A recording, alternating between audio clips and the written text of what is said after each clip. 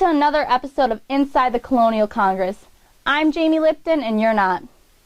On tonight's episode, we are joined by a renowned family within our here states, the Adams family. The first member I'm going to introduce to you found himself as a lawyer defending the British soldiers of the Boston Massacre. A sudden change of heart led him to become a prominent figure in leading the colonies to victory in the Revolution, after he and his fellow men drafted the Declaration of Independence. Since then, he has become an invaluable face of the Federalist Party and is currently serving as the second president of our here states. He made our Navy stronger in the face of the Quasi-War and had an affair to remember. Ladies and gentlemen, let me introduce to you President John Adams. Hello, Jamie. Everyone. And how are you on this fine day, Mr. President? Well, as ever. This next man is a rebel with a cause. If you're a fan of the Committee of Correspondence, this man will surely be your cup of tea. Unless you prefer yours from the East India Company. In all seriousness, we would not be the free men and women we are today if it wasn't for his bravely executed plan through notorious Boston Tea Party. Ladies and gentlemen, the forefather of a rebellion that led to the creation of our country and second cousin to our president, Mr. Samuel Adams. Jamie, John, beautiful day, isn't it? Indeed it is. And last but definitely not least, we are joined by someone who is eloquent both on paper and in person. In a time when women possess little to no power in society, this woman is ahead of her time when it comes to the political world. This is one lady you can't help but remember. Ladies and gentlemen, the elegant and articulate Abigail Adams.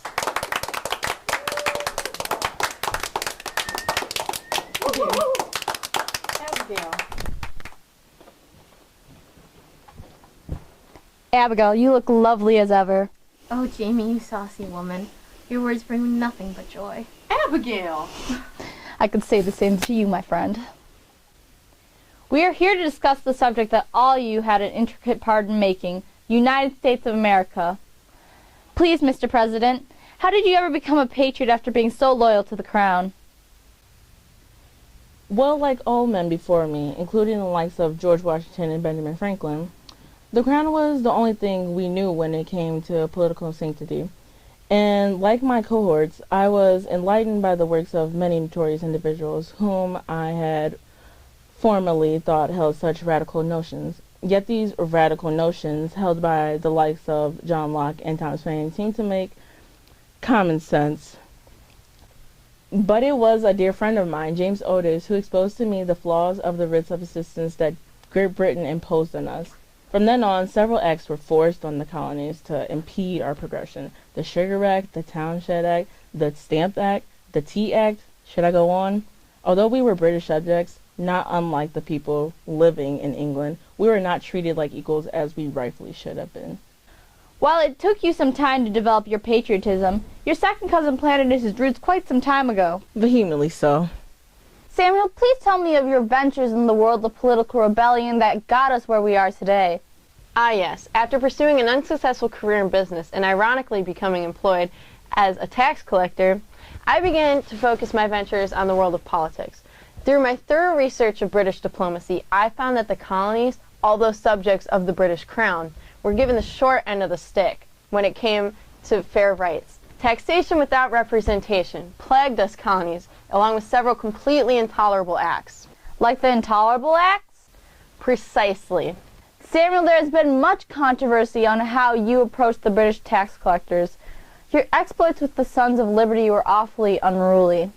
It was what we needed to do to send a message to Britain that the colonies need not be forgotten. Tarring and feathering was a big thing amongst the Sons of Liberty. Yes? Ah, yes. It stood as a necessary evil at the time.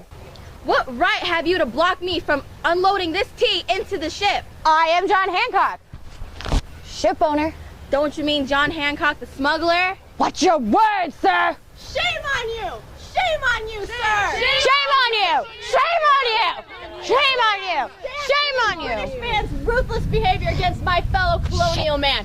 Get the tar! And the feathers. And the feathers! Hold her down! Get the block. Let's go. Yeah, that's right. This is what you get. You Tory!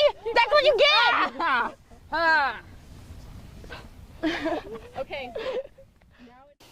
Now, Mrs. Adams, we can't forget to remember you. Did you find yourself developing a more patriotic side before the Revolution?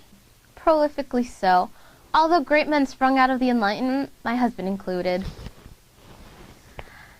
I and a handful of other women were too influenced by the works of greatly noted individuals. Mrs. Adams, you have a differing stance on some political situations. Care to explain? Of course, throughout the events preceding the war and the war itself, I found it ironic how we were fighting for the freedom of half the colonists instead of all. Where would these great men be standing if it wasn't for the mothers and the daughters? Would their crops stand a chance at living if it wasn't for the African colonists who sowed them? The Revolution was a fight for white man's rights. There's one half of the battle we have yet to face. With time, our rights will be acquired. While we in the States have acquired our rights for the most part, France is going through its own revolution.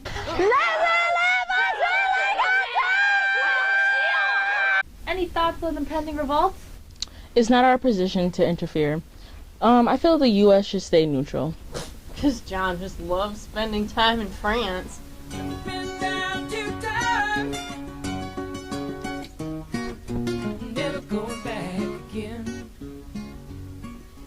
Monsieur Franklin, j'écoutais tous de vos expériments scientifiques et vos temps avec les dames. Merci beaucoup. Qui est-il? C'est Monsieur Adams, il est représentant des États-Unis d'Amérique. Alors, vous parlez le français, monsieur? Il ne parle pas le français. Ah, parle-moi de français. Quelque chose de beurre. Alors, Monsieur Franklin, Monsieur Adams, allons-y, Monsieur le Roi. We are here to discuss business. The Treaty of Paris. We only have a few regulations, one being the most important, that the colonies are free to be their own nation, and two, that we must establish a boundary between the colonies and British colonies.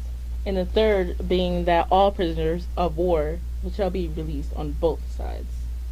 What about us? We would like to acknowledge the deaths on both sides of the war and have all land taken from us returned. Your loyalists can have your land back.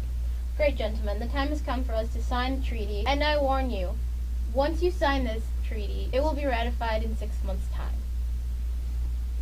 Other than your ventures in politics, I've seen you conjured up quite the storm in the music industry. Ah yes, music has always been a passion of mine. Tell us about your most recent hit that's been spreading like typhoid around the colonies.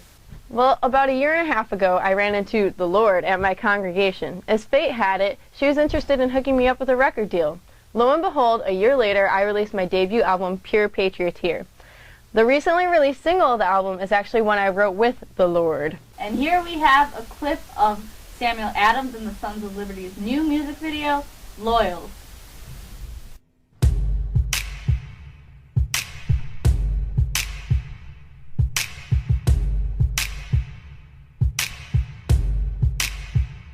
Let me catch a red coat in the flesh, tar and feather him in the streets in the morning. And I don't like the kind of plans that King George has for the colonies. But every Tory's like T-Act, Townshend, quartering the soldiers, Sugar Act, Stamp Act, Boston Massacre attack. We don't care.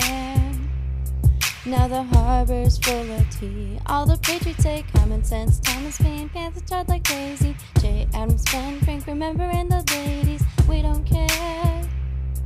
We'll have an XYZ affair, and we'll never be loyal.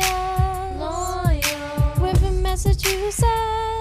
That kind of tax just ain't for us. We crave to be represented. Let us fight for freedom. You are not the king of me, and baby we'll fight. So give us our liberty. The States and I, we fought the war. 9 years through hell with France. for I hope. And what was it all for? To pay taxes. We lost our soldiers too, but every Tory's like T-Act, Townshend, quartering the soldiers, Sugar Act, Step Act, Boston Massacre attack, we don't care. Now the harbor's full of tea. All the pigeons say common sense, Thomas Paine, campus heard like crazy, J. Adams, Brand, Frank, remembering the ladies, we don't care. We'll have an XYZ affair, and we'll never be loyal. We're from Massachusetts, that kind of tax just ain't for us. We crave to be represented, let us fight for freedom. You are not the king of me, and baby we'll fight.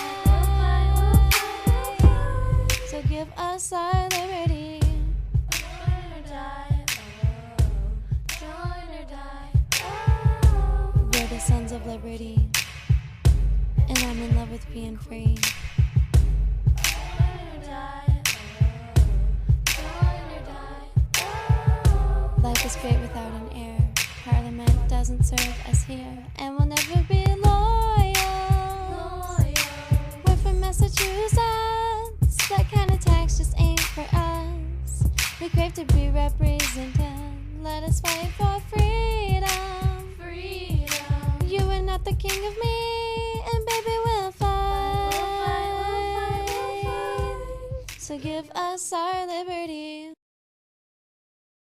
That concludes our show for tonight. Mr. President, Mrs. Adams, Mr. Adams, thank you for stopping by. Anytime, Jamie. Good night, everyone. Stay classy, America.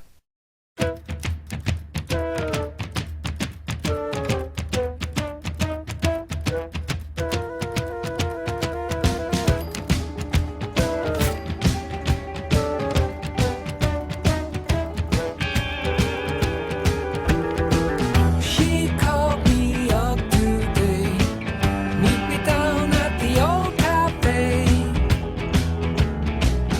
I jumped into the shop, I was getting my marching orders. We need to talk, step into my office, baby. I need the hairspray. I need the hairspray. I need the hairspray. Okay, start playing. Let me in.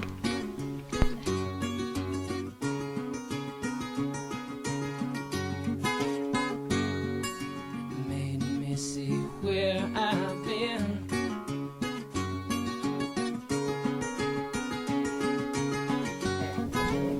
Then you'll look at, you'll nod and you'll be like, look at Here in business, and ironically, because John Hancock, show me your cat. This is a rap. I don't care what it means then. Or do you want to feed us the strawberries?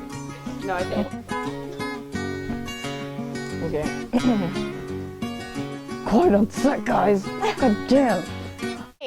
Run! Oh, they're coming!